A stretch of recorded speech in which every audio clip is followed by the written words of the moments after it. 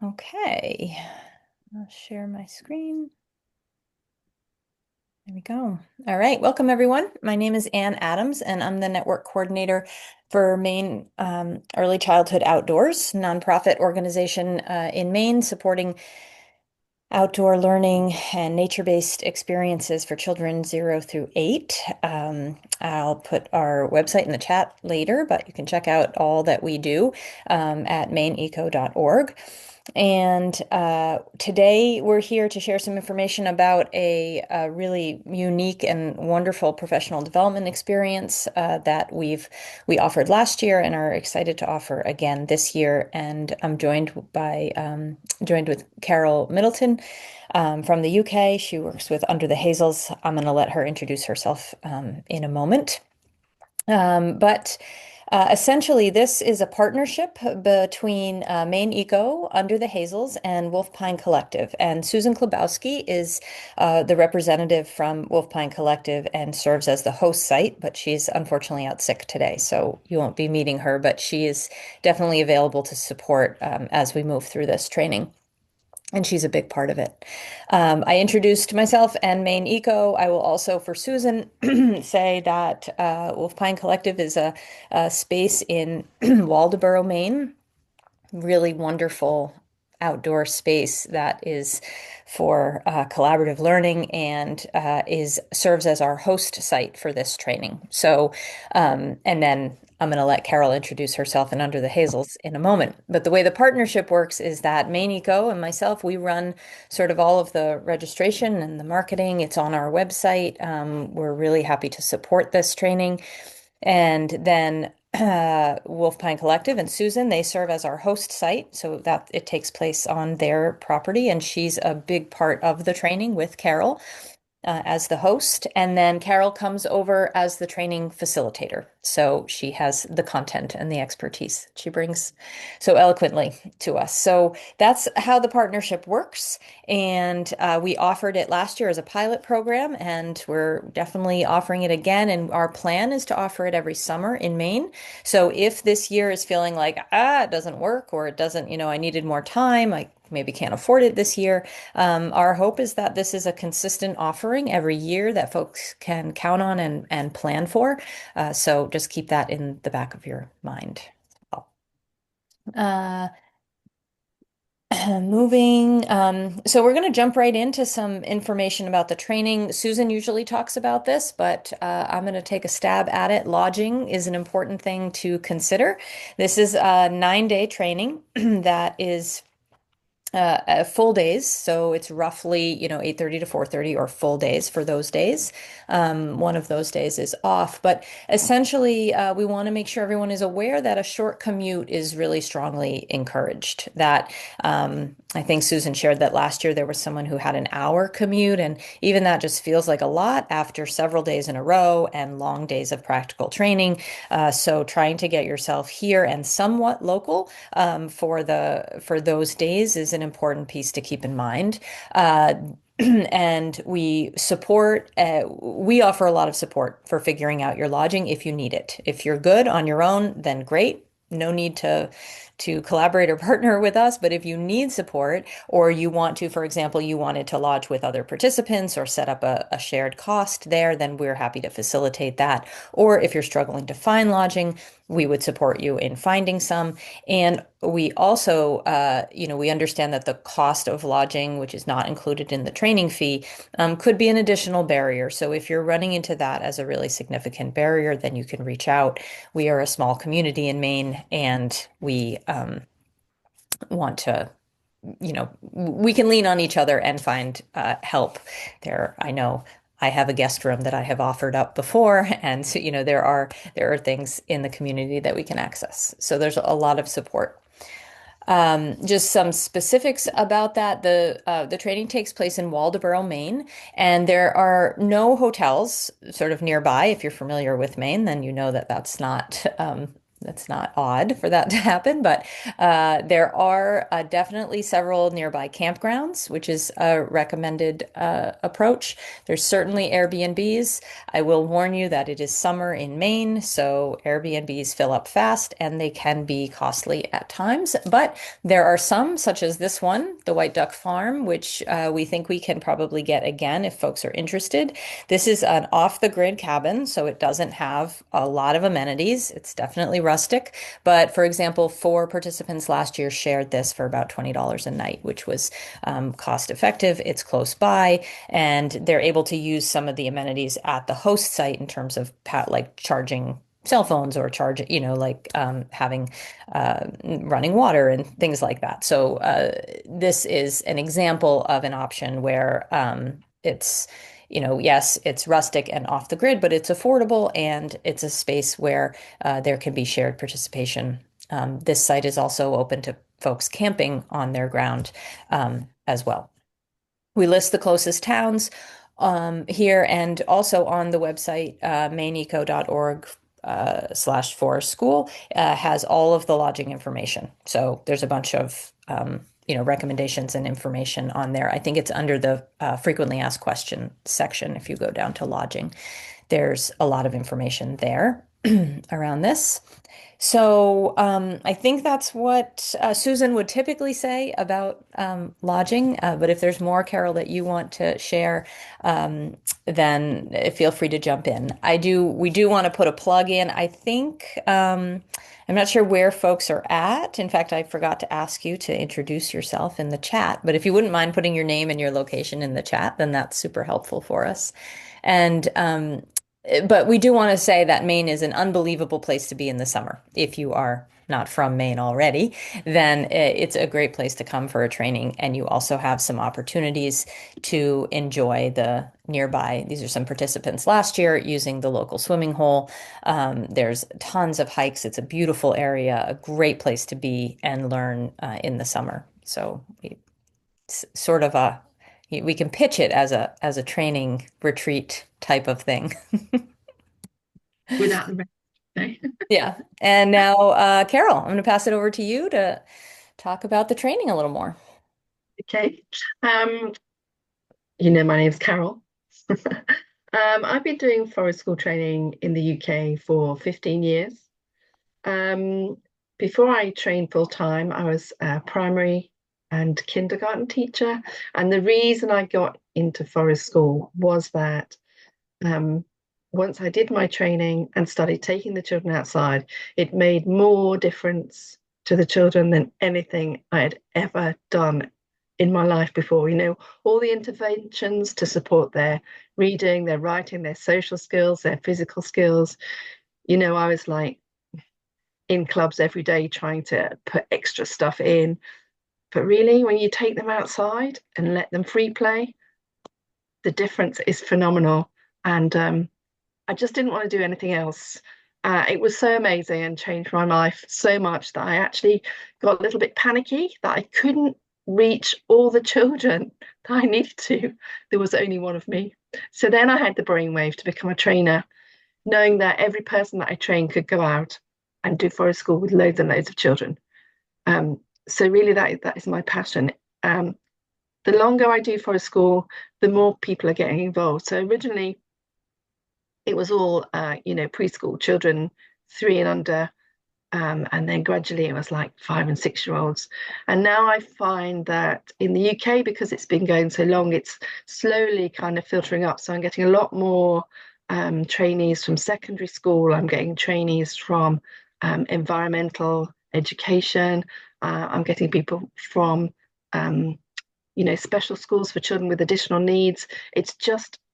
It's taken a long time, but it is spreading, and people can see that it doesn't matter how old you are, being outside and being outside safely is just an amazing gift. And it has a massive impact on mental health as well as everything else. So I am a complete and utter passionate believer in the value of forest school and going outside. So here we have some slides from last year to give you a flavour of what the course is like and what sort of things you can expect. This is kind of like our base camp um, in the Wolf Pine Collective. So it's in a lovely spot called Hemlock Grove, um, which is, of course, all surrounded by hemlocks. We have the fire pit in the middle. We have a portable toilet. We don't normally have the tarps up. I think this day it was due to be stormy, so I actually put them all up. But generally, the weather was great last year. But it's got everything we need. There's a creek nearby for water when we're doing mud play. There's a really nice amount of different trees and plants to practice ID. There are some other trees apart from conifers that we can use for crafting. It's just perfect, and it's a short walk from the car park. Um, so you feel like you're in your own special kind of space, really, which I guess you are. It's just amazing. We're very lucky to be working there. Okay, so the Heart of Forest School, one of the principles is about play and holistic development. So there's plenty of time to remember your playful self. Um, we meet people where they are. You don't have to join in with a mud fight, but it's one of the highlights quite early on. People really enjoy it, and we get quite competitive. As you can see, my fellow trainer is Kate with the blonde hair, and she, yes, don't be on her team. She's terrifying. This is a quote from last year and feedback from one of the participants. So I'll just let you read that by yourself. Um, but next to it, you have a picture of us doing some planning.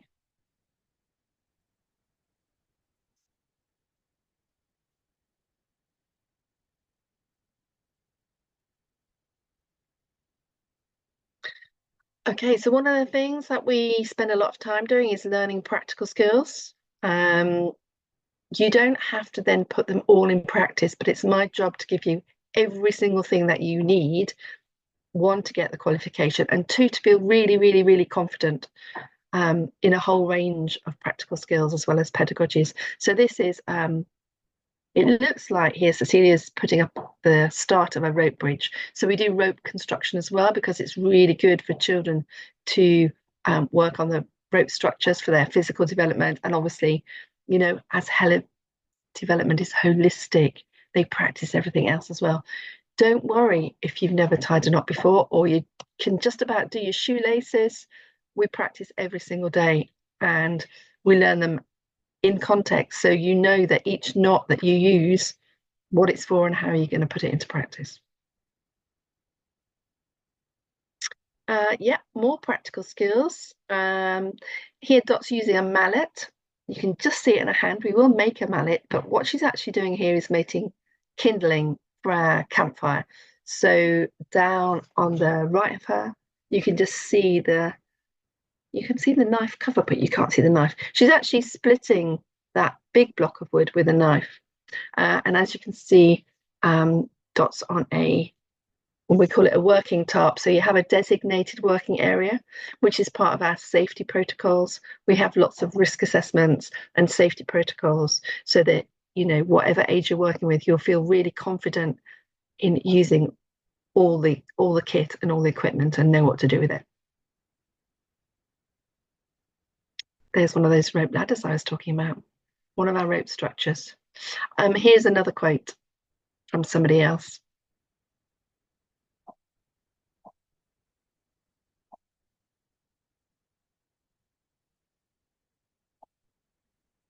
Joyful participants after den making. Again, we're practicing skills that make us happy, skills. Look, everybody's beaming. So, you know, as well as learning everything, it's really, really good fun. I mean, it has to be if the days are so long, otherwise we'd never get through them. Cooking and firelighting. On two of the days, Kate and I will cook for you, and on another 2 days, everybody who's training will be put into little groups, and you practice lighting the fire, maintaining the fire, and cooking. I think this is some kind of vegetable fritters, but we have a whole variety. We have chocolate cake, cookies, kebabs, tortillas. As long as you can cook it on the fire safely with the kit that we have, then the world's your oyster when it's your turn to cook.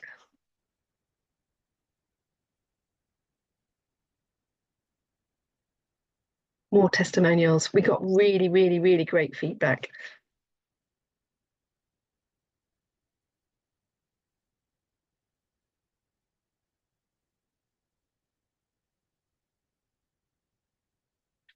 And there are lovely pioneers. There were 12 people who came last year. Most people were already working in the early years sector, which is great. We meet everybody where they are at, and we build a really strong community so that everybody knows that there's no such thing as a silly question. And everybody brings their own expertise.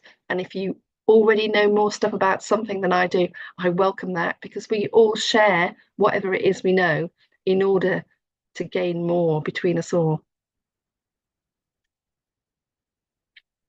Yeah, that's just part of our closing ceremony when we sadly have to leave each other and go back to our own lives. And this is a bit more information about the actual course itself. Okay, so it is a long course. It's 9 days, face to face, outdoors, no going inside. It's made up of 5 units. The pilot project I'm going to come back to.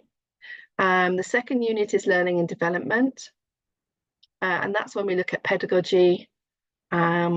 We look at behavior management, all the kind of nitty-gritty that you need. Unit 3 is planning and preparation. So during this, we teach you how to find a site, how to maintain a site, how to make everything really safe. We have a whole series of risk assessments, protocols. It does what it says on the tin, really. When it says planning and preparation, that's exactly what you were doing, even down to planning your first session. So if you kind of think, well, I just don't know where to start, we'll help you. Practical skills I've already mentioned.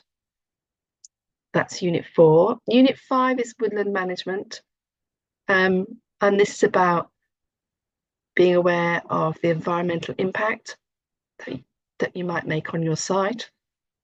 It's about knowing what the trees are, how to look after the trees, and looking at a bit of research about the benefits of working outside in nature. So hopping back now to Unit 1, which is the pilot project. As part of the qualification, you need to run a 6-week pilot. So that is not out every day. That's one session per week of about 2 hours outdoors with a group of children. And it's called a pilot because, you know, although there won't be like major things that go wrong, it's for you to practice and learn all the skills that you put into that you've learned. Okay. So one day you might forget a piece of kit. I'm talking about those kind of things that might go wrong rather than major things. And kind of like the time scale for the pilot and all the work can take up to a year. So there's plenty of time to get it done. It can fit into your own schedule. Some people like do it really fast. Some people do take the whole year. Everything that you do is scaffolded. We practice everything once, twice, or 3 times. So it's really embedded. And there's one day when you get to put everything into place and like set up your own site. 65% of the whole course is completed during face-to-face training. And when I mean completed, I mean that we will go through it, we'll write it down, you will take a picture, and then that picture can be uploaded into your workbook. You don't have to go away and start writing everything up all again. We can take photographs, we can make videos of each other, we can do like art displays. We do it, you know, we complete the work in lots of creative ways. So there's no essays and there's not loads and loads of writing. Once you finish the training, we catch up every month on Zooms to go through things, check that you're okay, mark your work, everything else like that. Yeah, we have a very clear hand-in schedule, and we don't make that till the end of the course, because by the end of the course, we know where everybody's at, what their life commitments are, how busy they are, and we make something that's very, very reasonable. And then there's just one final added bonus is that because I am an endorsed trainer, I can get you free membership of the Forest School Association, which is currently based in the UK, but that means you have access to all their resources. They have like weekly webinars on a variety of topics. They've got back catalogues of all kinds of helpful things. Um, they've got jobs available in the UK should you want to make a dramatic move once you've got your qualification. It's just a really nice thing to have. And it means you have access to a whole load of other people who are doing the same thing, and you don't feel like a lonely creature who goes, no, we've got to go outside, we've got to go outside, we've got to go outside. So, thank you, Carol, for all of that information. I would just add that the certificate, it's just because there's like the UK idea of a certificate and our idea of a certificate, and sometimes in the US, certificate feels like just like a piece of paper that you get at the end of any training that you take, right? And so this is really this is an endorsed like for real certificate. It's a qualification, really, and this is more like maybe a college course in our environment than just like a little training, right? This really, it's so, I hope you heard from Carol, it's really comprehensive. It's an all-in-one, like you get everything you need in this one stop, and you'll leave, as you saw in the quotes, really confident and like not only in your practice, but also as a leader and an advocate. In your work with children. So I just wanted to echo that. Thank you, Carol. And now for some information about registration. So the registration is open now. You can find the link at maineco.org/forest school. The training fee is $2,000, which might feel like sticker shock right now when we work in the early childhood field and we don't have a lot of resources. And but like I said, this is more like what you might pay for something like a college course if you were here in the US. So the $2,000 fee includes the 9 days of in-person training, all the pre and post Zoom sessions that happen, all of the practical training materials, everything that's at the host site. You don't, all of those tools and all the materials that you need.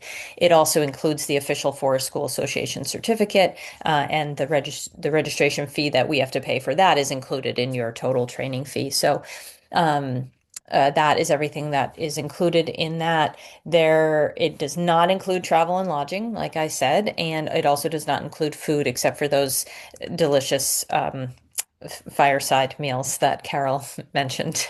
There's also a need to print the electronic manual, just to be transparent about that. You'll need to print that small workbook that is used to hand in work. Um, so that's a breakdown of what the training fee is and the link. There is a 5% discount for full payment on or before March 1st. And we are also offering a payment plan if that's easier. You can do 4 equal payments of $500 each. That would equate, if you started now, that would be 4 equal payments between February, March, April, May. But if you don't register until April, then the 4 equal payments will be a little bit tighter together. We're looking for the full balance being due by June 30th so that we know a couple weeks before the training starts, really everyone who's registered and signed up and all of that. At this time, we don't have a scholarship fund, but we are actively, Susan and I are both sort of actively looking for funds for that. And last year we did have some come through at the last minute. So if we, uh, in case we do, there is a financial assistance form that we ask you to fill out. And in fact, even if you're able to pay for it and attend this year and you still want to fill out the financial assistance form, it just helps us also in collecting that data around, what the barrier is around cost. And it helps us as we're seeking, sort of sponsorship or scholarship funds for this. So feel free to fill that form out. And certainly, if the cost is such a significant barrier that you wouldn't be able to attend without help, then definitely fill that form out, and we'll do the best that we can on that front. I think. Oh, just one more note on registration, that when you go online, you'll go on our website first, and then you'll click the registration link. That'll take you to a new page. It's a fairly in-depth process. I would plan for 10, 15 minutes or so. There's just, we include in the registration all of the permissions and the consent forms that are needed for the training. So you'll go through those. There's a couple health questions because this is a physical on-site sort of, you know, we want to make sure that we understand if anybody has any accessibility needs or needs any accommodations. So you'll see all of that in the registration. Just give you a heads up that it's not just your name and address. So give yourself a moment to fill all that out. And then, oh, hang on, sorry. Let Amanda in. Also, you'll need to sign off on terms and conditions and waiver of liability. So those are linked in the registration. I will also share this slideshow with you afterwards, and those are linked in the slideshow as well. So you can take a look at them if you're interested. So that brings us to the end of our presentation. I'm going to stop sharing our screen. And I'm also going to stop the recording, and then we will have just some open time for questions.